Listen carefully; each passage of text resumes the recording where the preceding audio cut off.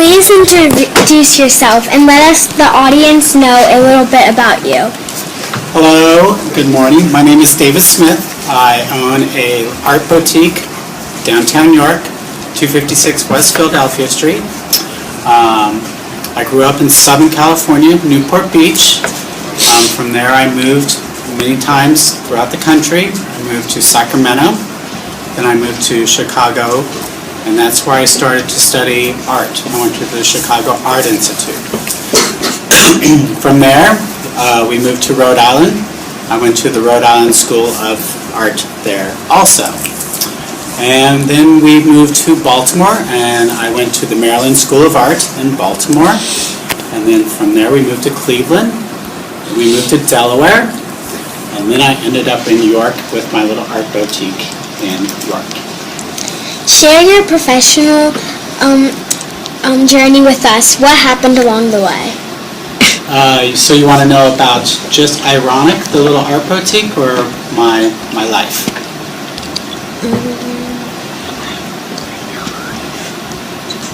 Your life? My life? Yeah. Okay. So my professionalism in my life as an artist. In school, as probably in first grade, third grade, I always was a drawer, and I was always a dreamer. I always had a good imagination. So when I was in school, the arts really weren't a big thing. They were kind of pushed to the side. So that's when I went to college, and that's when I really found my niche in art. Now, when I was in art school, there was many great painters and drawers and everything like that, but I kind of found my own little niche. I became I repurpose art. So I would find objects throughout the area, like a rusted piece of metal or a piece of glass, and I would use that and infuse it with my art. So somehow I would kind of make things that people discarded, and I tried to make art. So to show you a piece of something like this, this is something that was like, this was all discarded stuff. There was a baby's head. I know that this is a little weird, but this is something that I just took off the wall because there's many pieces at the gallery. So this is, it's all thrown away objects, and it's put together. So this is something that is sold at Ironic. So that is one thing of my journey for professionalism. I really never studied school in college. I never got a degree in school, and that's unfortunate. But that's what happened. When I've had many careers throughout my life. I owned a restaurant. I worked for a landscape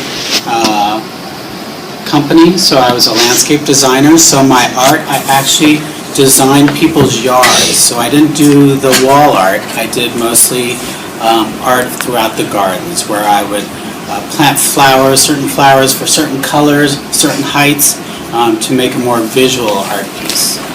That's when I came to York, and I felt that regular artists don't know how to sell their wares, so we made Ironic. So if you were an artist, you could take your stuff to Ironic, and we could actually sell it for you. A lot of artists are kind of fearful of selling their art because they don't think that maybe it's good enough for them to sell, or it's just easier if we can actually remove the artist from the piece and we can talk about it and try to sell the piece. So that's what we try to do. Tell us about your idea of selling coffee and art at once. What led you to this? Share your passion about these things. So 2 years ago we opened Ironic, and it was just an art boutique. So basically our art boutique, we carried many things. So we carried like little bugs like this. This lady, Pam Bender, she makes these little bugs. So here, we can pass that around there. And once again, she repurposed stuff like that. So we did that. And then here's another artist.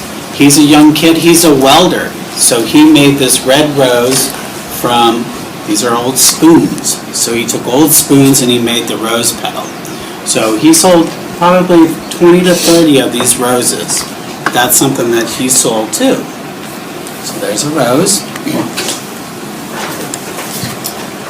And the reason why I'm telling you all this is that these artists kept bringing wonderful things to our gallery, and as an owner, the art sells, but doesn't sell really, really well. So we had to figure out a way to bring in more revenue to the gallery to keep its doors open. So coffee, everybody needs coffee every day. Most people, not everybody. So we brought coffee in and some pastries and candy and stuff like that. And so that way it brought more foot traffic into Ironic so everybody could see these wonderful things. This is another artist. Her name is Rita Whitney. She's an abstract artist. So if you can kind of see that, I'm sorry. Basically, most of her pieces, you really can't tell what the image is because she's very abstract. But with this piece, this is actually the West Coast. I believe this is Oregon.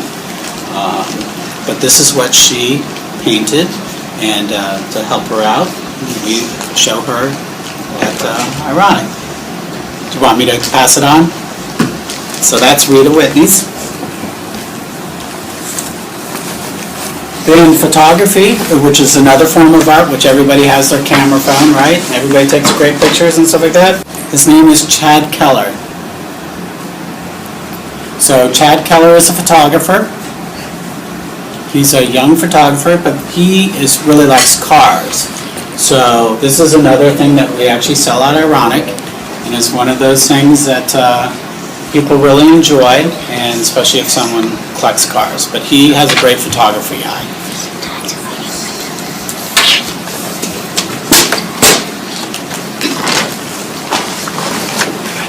Then also we have a Michael Walker.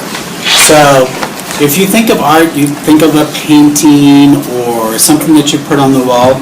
Well, this artist wants to do something simple. So these are actually shopping bags at Ironic, but basically these are kind of, throwaway items. Basically, he drew and painted on the shopping bag. So this is the first shopping bag he did. He really does flowers. So that's the first one. And then here's another piece, which was more daylilies. See all the colors that he uses, where he uses the background and blues and stuff like that to pop out the colors, the yellows and stuff like that. So that's what he does. And then he does another one. So this is his lily situation, but basically it's a normal shopping bag. So artists try to use stuff that's not traditional paintings or sculptures. So that's what Michael Walker did for this piece. And I have another piece here, and this is Nate Bupp. He's a very young artist. He does pencil drawing. This is all pencil drawing. This is just one of his pieces, but I'm very proud of this individual because he sells a lot of art at Ironic. And unfortunately, this is the only piece that I have left, but he's very talented. He wakes up one morning and decides he's just going to draw, and this crazy stuff comes out of his head. But this is called the Cone Heads. So there are two individuals, and they're on roller skates, and it's a little crazy. But, so that's Nate Bupp. So with all these artists that are around York area, they need a place to sell their wares, because otherwise people draw stuff and it just kind of hangs out in their closet or at their home. So Ironic is that vehicle that people can bring their artwork, we can show to the general public, we can talk about it, and hopefully we can sell their art. And once one of the artists sells their art, it really motivates them to get more creative, to get back into the chair, to keep drawing. So it's a vehicle to get these people to keep being creative and make great art. In what way does selling art have an impact in our community? Let me see. Artists are very visual, and it's easy to have an artist come into your community and either make a mural on a wall, or in my case, since I was a landscape designer, I could design the yard or something like that, or the city to make it more pleasurable. Also, we have First Fridays in York, so this is where all the artists showcase their art, and it brings the community into York to see everybody's works on First Friday. Tell us how you came up with the name Ironic for your coffee shop and what other names might you have been considering. Why? So, when we first came into York, we were going to just make our store a thrift shop. And we didn't want to pigeonhole ourselves into a thrift shop. I had an art background. My business partner likes to go thrift shopping. So in that case, we merged them together, and that's what made the Art Boutique. How we came up with the name Ironic is, I'm a little bit older than you guys. So 35 years ago, when I would give away all my toys like G.I. Joes and Matchbox cars and all these things, I gave them away because they were worth nothing to us. Now, 35 years later, I am buying that G.I. Joe or that little Matchbox for crazy money, like $25, $35 for a G.I. Joe. So it's kind of ironic that I gave something away and I'm buying it back 35 years ago, probably the same thing. So to me, that was kind of ironic. Also, we base Ironic on that we moved from Rehoboth Beach, which everybody from York wants to move to Rehoboth. Well, we moved from Rehoboth to York, so everybody thought that we were a little bit crazy in the head. So that was kind of ironic too, because everybody's going the other way and we're coming this way. Also, art can be very ironic. Just with the artist actually making a piece of art and he had something in mind, like those flowers that are on the shopping bag. Michael really wanted to show that it was just a shopping bag. You might think it's a beautiful piece of art with a flower, so that's kind of ironic. He was thinking more of a shopping bag, you're thinking more of a beautiful flower. So art can be very, very ironic. And so that's how we made that name. Thank you. You're welcome. Thanks. Okay, I have a crazy idea.